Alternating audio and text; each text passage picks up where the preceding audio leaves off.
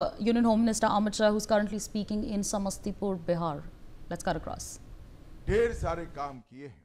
भाजपा ने मैथिली भाषा को 8वीं अनुसूची में डाला, मैथिली भाषा में संविधान का अनुवाद कराया, मिथिला की शान ऐसी पाक को डाक टिकट जारी कर कर सम्मानित किया, मधुबनी पेंटिंग को जीआई टैग दिया, शाश्वत मिथिला महोत्सव गुजरात में शुरू किया, स्वर्गस्थ शारदा सिन्हा जी को पद्म विभूषण से सम्मानित किया और मखाना बोर्ड की स्थापना भी नरेंद्र मोदी जी ने की है। भाइयों बहनों, मैं आज आपको बताना आया हूं कि 550 साल से प्रभु श्री राम अपने भव्य मंदिर में विराजमान नहीं हो पाते थे। अंग्रेजों ने, मुगलों ने, कांग्रेसियों ने, लालू जी ने उनको टेंट में रहने के लिए मजबूर किया था।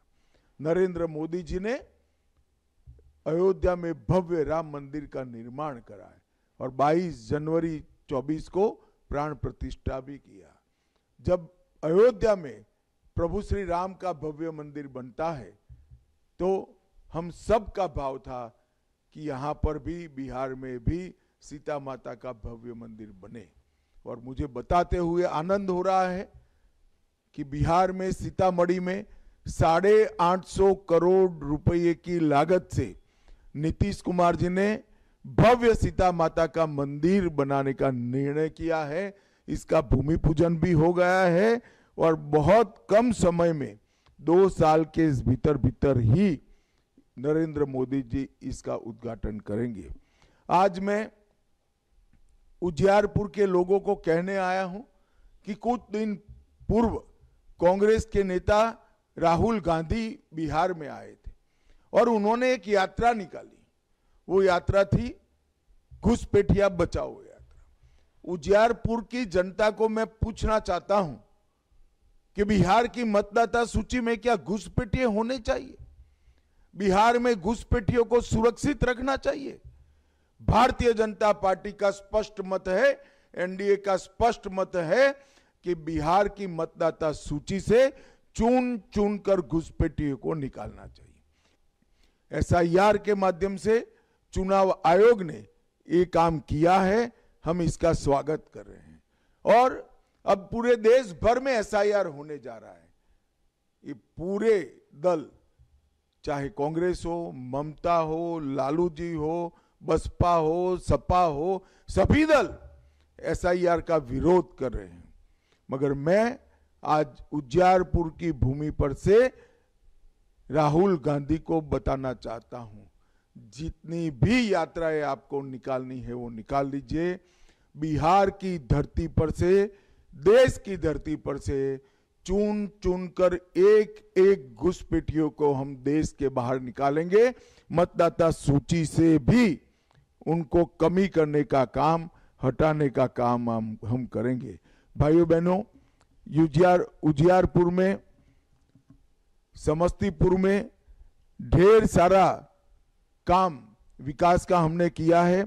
आमस, दरभंगा, पटना, पूर्णिया ग्रीनफील्ड एक्सप्रेसवे बनाया है। रक्सौल हरदिया ग्रीनफील्ड एक्सप्रेसवे का निर्माण हुआ है। 96 करोड़ से रोसड़ा शिवाजी नगर पथ का चौड़ीकरण किया गया। 62 करोड़ से शिवाजी नगर प्रखंड से शंकर घाट, उस पर पुल का निर्माण जारी है। 322 करोड़ से बलान एवं जमुआरी नदी की गाद उड़ाही की योजना चालू है और शंकर घाट पर एक आरसीसी का कंक्रीट ब्रिज भी हमने बनाया है। पूसा कृषि विश्वविद्यालय को हमने राजेंद्र प्रसाद केंद्रीय कृषि विश्वविद्यालय का नाम देकर राजेंद्र बाबू को भी सम्मान किया है। अभी अभी नीतीश कुमार जी और नरेंद्र मोदी जी ने 1,41,00,000 जीविका दीदी के बैंक अकाउंट में 10,000 रुपया सीधा ट्रांसफर किया है। बहुत सारी जीविका दीदी मुझे प्रचार में मिली, उन्होंने बहुत बहुत धन्यवाद कहा, मोदी जी को भी और नीतीश जी को भी। मगर मैं जीविका दीदियों को कहने आया हूं, इतना काफी नहीं है।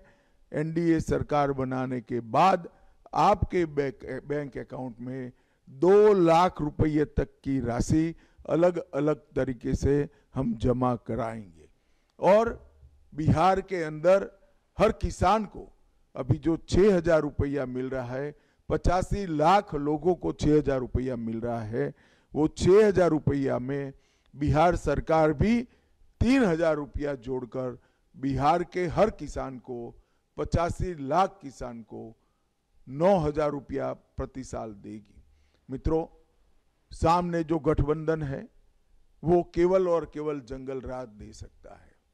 नरेंद्र मोदी जी और नीतीश कुमार की जोड़ी गंगा पर पुल बना सकती है, नए एयरपोर्ट ला चुकी है, कई यूनिवर्सिटियां बना रही है, पेट्रोल की रिफाइनरी आ रही है, बरौनी के खाद का कारखाना का विस्तार हो चुका है, मखाना बोर्ड की स्थापना हो चुकी है और ढेर सारे किसानों को एमएसपी से गन्ना, धान और गेहूं की खरीदी भी करीब करीब 2300-2400 रुपये से हम कर रहे हैं। तो विकास का दूसरा नाम है एनडीए, विकास का दूसरा नाम है नीतीश कुमार नरेंद्र मोदी की जोड़ी। और मेरा आप सभी से आग्रह है कि तीर छाप निशान, हेलीकॉप्टर छाप निशान और कमल छाप निशान पर बटन दबाकर एनडीए के सभी प्रत्याशियों को जिताइए। यही मेरी आपसे अभ्यर्थना है। फिर से एक बार, मैं आज आपके सामने रूबरू नहीं आ पा रहा हूं, इसलिए मैं आपसे क्षमा प्रार्थी हूं।